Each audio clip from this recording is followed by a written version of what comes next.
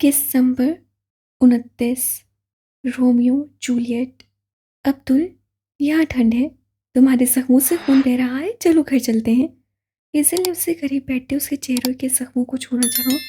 मेरा कोई घर नहीं है। वो उसका हाथ हटाते बोला। चेहरे पर अजियत ही अजियत रखसा थी। हेजल के लिए अब्दुल एक मौमा था, एक कहानी, एक राज जिसे वो आज तक नहीं जान पाई थी। अब्दुल के हाथ झटकने के बावजूद हेजल ने उसके चेहरे को छुआ।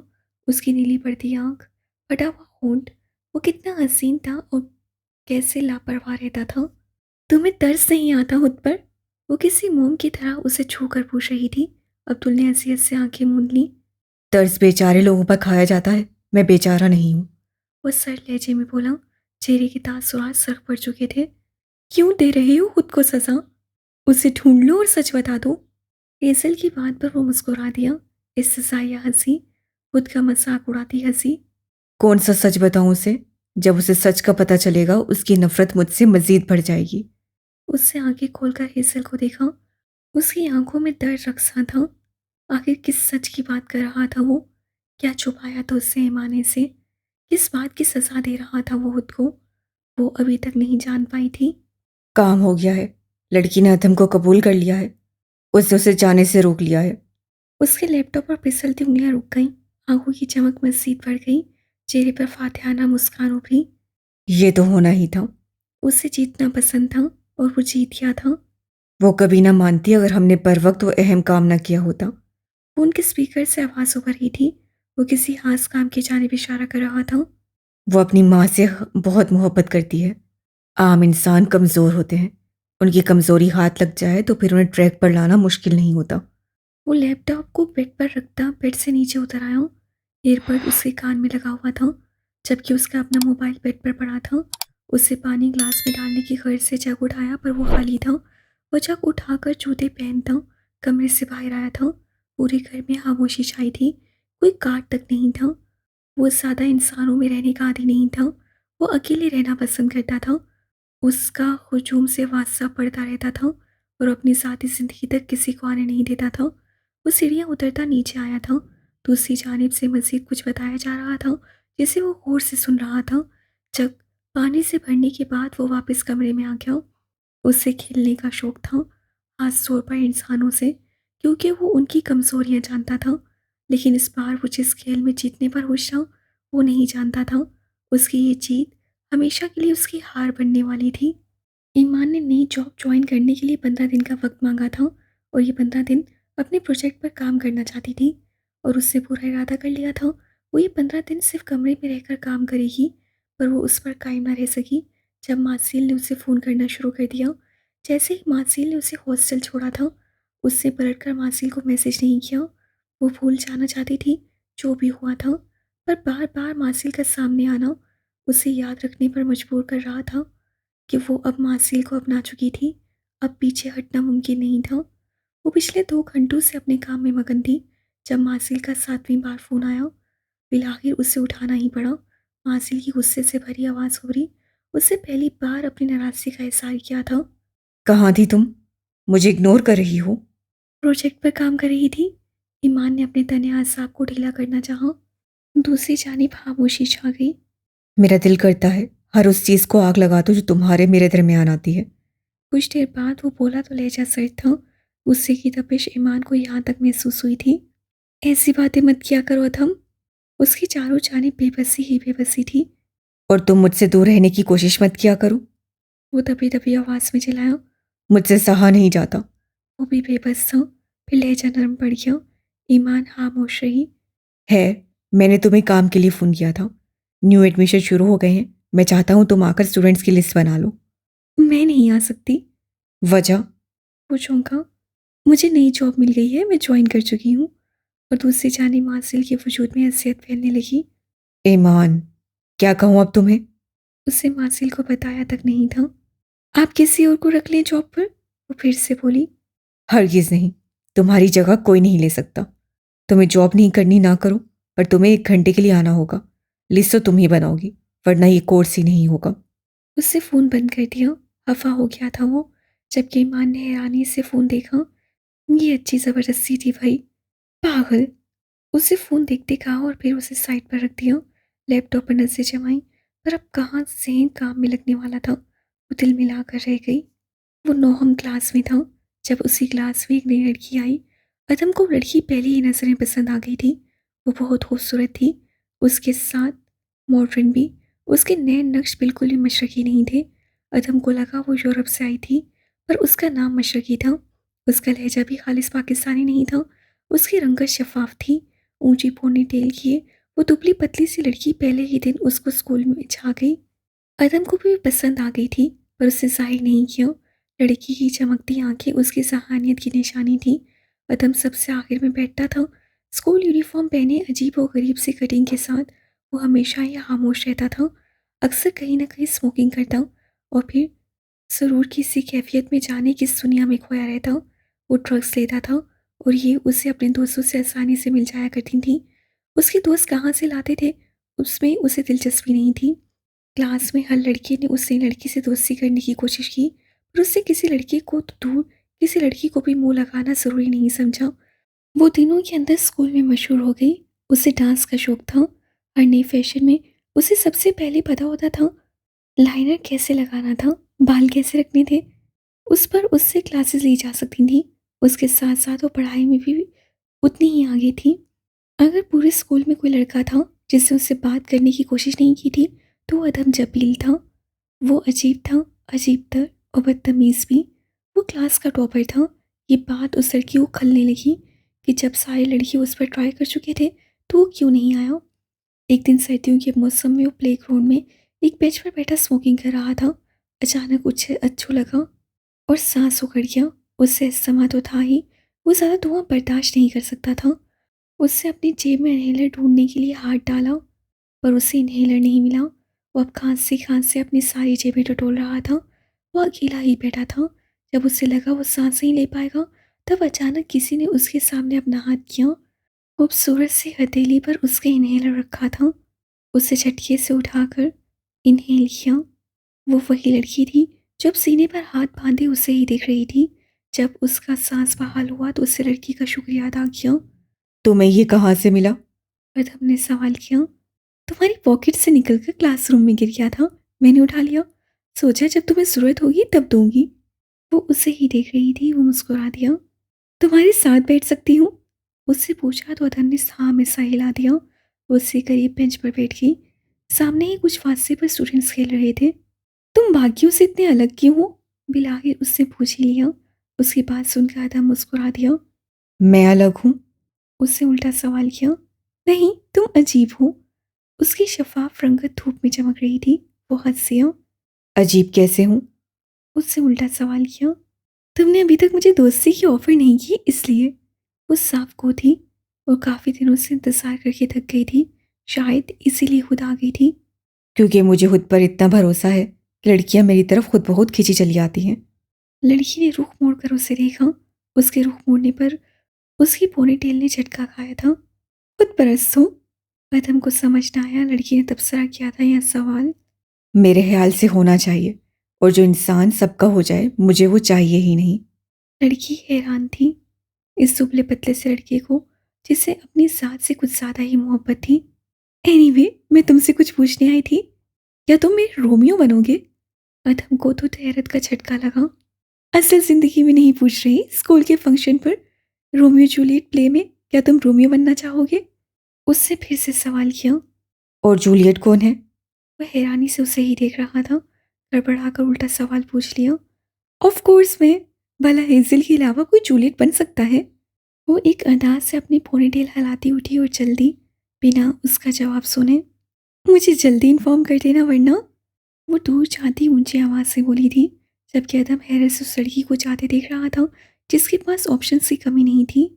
रात का ना जाने कौन सा पहर था। वो सोया हुआ था, फिर अचानक अजीब से एहसास से उठ बैठा। ऐसा हमेशा से होता आया था। वो कभी गहरी नींद नहीं सो पाया था, कभी नहीं, एक पल के लिए भी नहीं। उसकी छठी हिस्स उसे किसी खतरे से आगाह कर रही थी। उसे कान जैसे कहीं लगे हुए थे। फिर वो बेड से उतर आया, जूता पहना और दरवाजे से कान लगाकर खड़ा हो गया। वो कुछ सुनने की कोशिश कर रहा था। उसे कुछ आवाज़ें सुनाई दी। यकीनन घर में कोई था। पूरा घर अंधेरे में डूबा हुआ था। उससे गहरा सांस लिया और फिर अपने जूते पहनकर चश्मा लगाता बिना आहट के दरवाज़ा खोलता कमरे से बाहर निकल आया।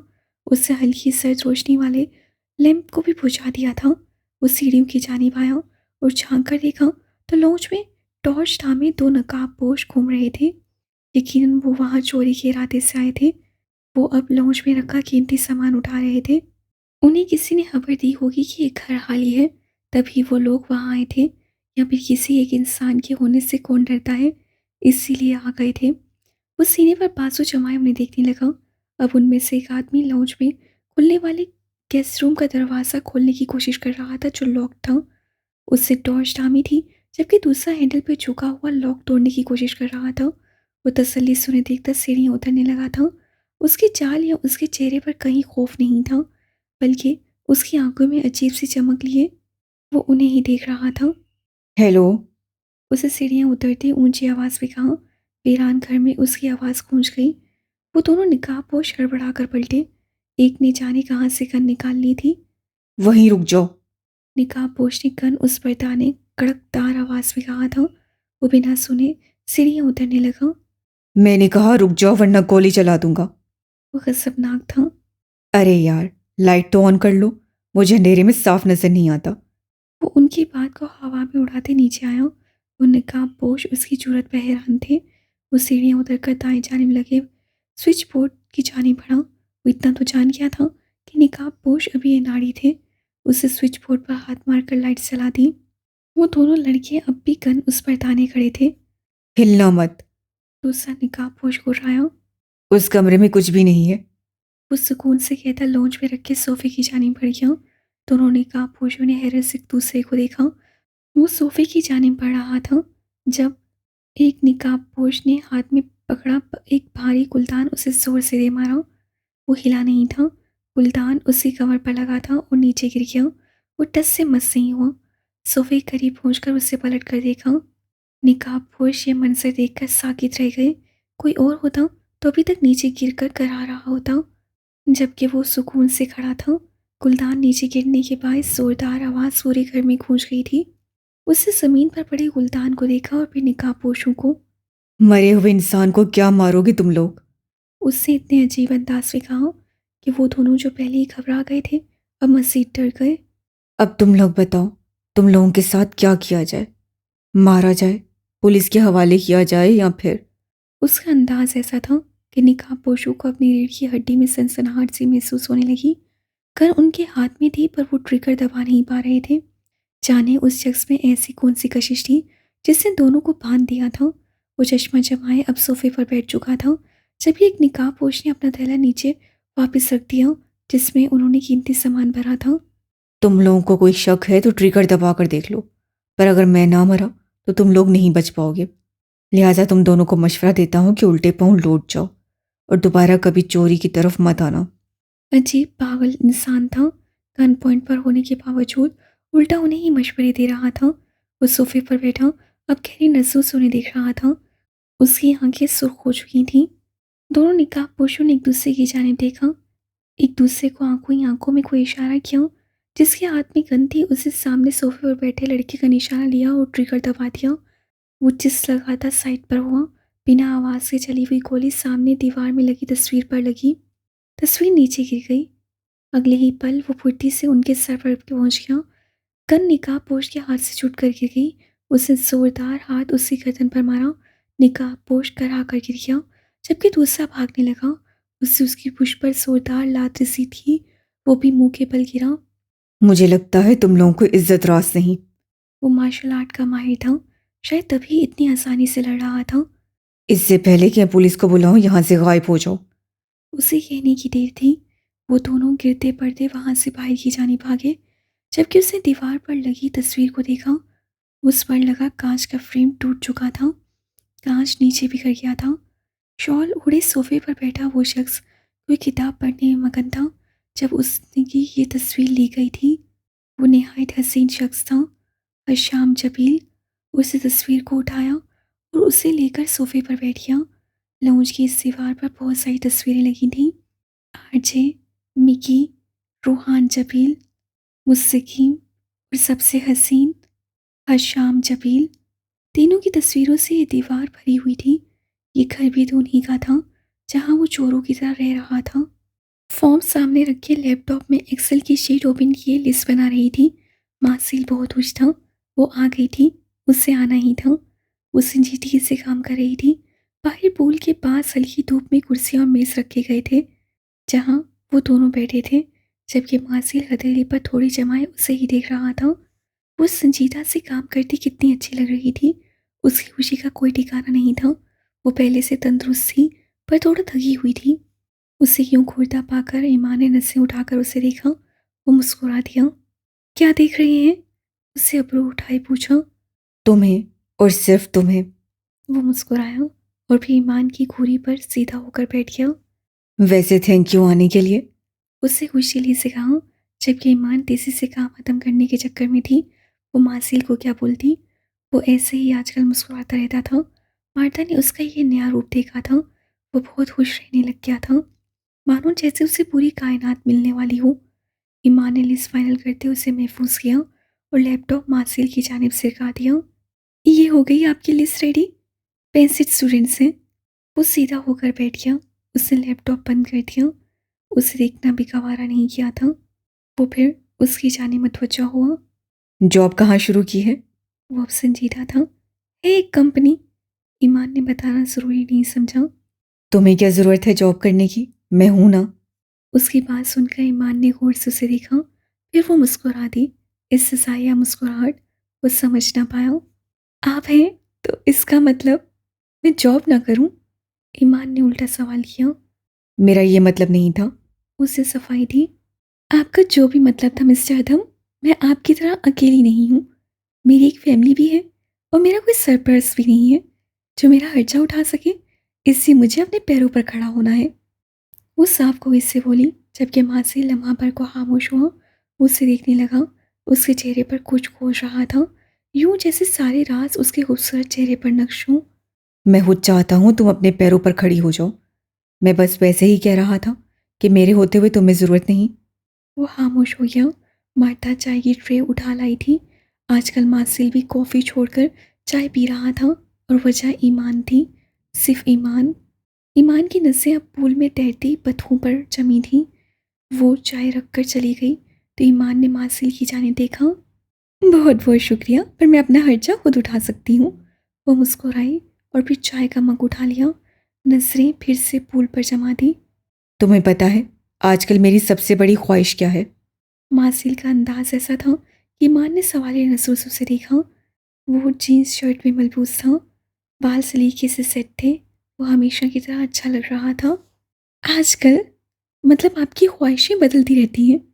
ईमान का अंदाज ऐसा था कि वो मुस्कुरा दिया। वो लफ्ज़ों को पकड़ना जानती थी।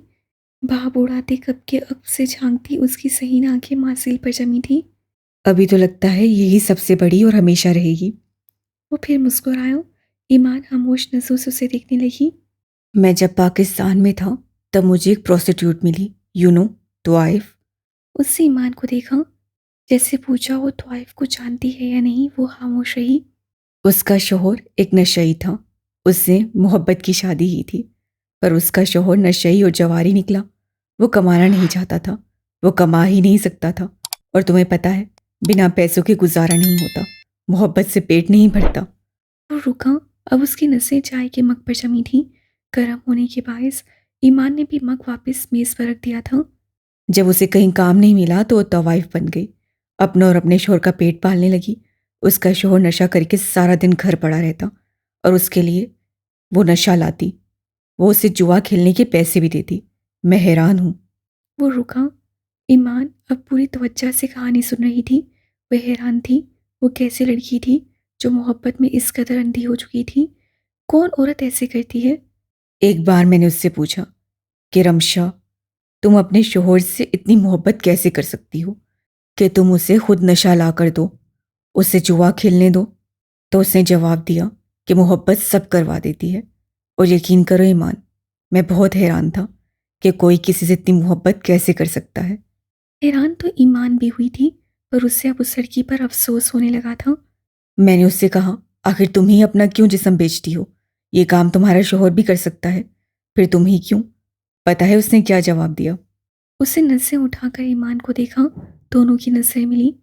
उसने कहा, मैं ये गवारा नहीं कर सकती कि मेरे शोहर को कोई और छुए। मैं उससे बेइंतहा मोहब्बत करती हूँ, इसलिए मैं खुद ये काम करती हूँ। मैं उसे तकलीफ में नहीं देख सकती, इससे उसे नशा भी ला कर देती हूँ। वो किसी दूसरी औरत की तरफ ना जाए, इसलिए मैं उसे जुआ खेलने के पैसे भी देती हूँ। वो बोलते बोलते रुका। ईमान की नज़रें उस पर ही जमी थी। क्या कोई किसी से इतनी मोहब्बत भी कर सकता है? मुझे उस मर्द की किस्मत पर रश्क आता था जिसकी बीवी वो रमशा थी। उसे गहरा सांस दिया और चाय का मग उठाकर लबों से लगा लिया। ये कहानी सुनाने का मकसद क्या है? ईमान के चेहरे पर उलझन थी। मैं चाहता हूँ कोई मुझसे ऐसी मोहब्बत करे, बेपनाह मोहब्बत। वो फौरन बोला, यानी आपसे मोहब्बत करने वाली को आपके लिए अगर तवाइफ बनना पड़े तो आपको कोई इशू नहीं? उसे तनसिया लहजे में चोट की। तुम समझी नहीं हो ईमान। देखो, फर्ज करो मैं एक नशेई हूँ और मुझे नशे की शदीद तलब हो रही हो। मेरा नशा छुड़ाने के लिए मुझे मेरी माँ ने अस्पताल में दाखिल करवा दिया है और मेरी हालत ऐसी है कि अगर मैंने ज़रा सा भी नशा किया तो मैं मर सकता हूँ। तो तुम क्या करोगी? उससे ईमान से पूछा, जिसको आपसे मोहब्बत होगी वो सब यही चाहेंगे कि आप ठीक हो जाए? मासिल बेसाख्ता हंस दिया। देखा, यही फ़र्क है। मेरी माँ चाहेगी मेरी जान बच जाए, वो मुझे नशा नहीं करने देगी। वो सब लोग जो मुझसे मोहब्बत करते हैं वो ऐसा नहीं चाहेंगे। ये उनकी मुझसे मोहब्बत है। पर एक मोहब्बत और भी होती है, अनकंडीशनल। मैं चाहता हूँ तुम मुझसे वैसी मोहब्बत करो कि बिस्तरे मर्ग पर अगर मैं तुमसे ड्रग्स मांगूं तो तुम मेरी तकलीफ़, मेरी तड़प ना देख पाओ और मेरे लिए ड्रग्स ले आओ। क्या डिमांड की थी उसने? जाने ये कौन सी मोहब्बत थी? ईमान साकित रह गई। उसे अपने अंदर सनसनी सी दौड़ती महसूस हुई। वो धुआं धुआं सा चेहरा लिए उसे देख रही थी, जिसकी मोहब्बत के असूल ही अलग थे।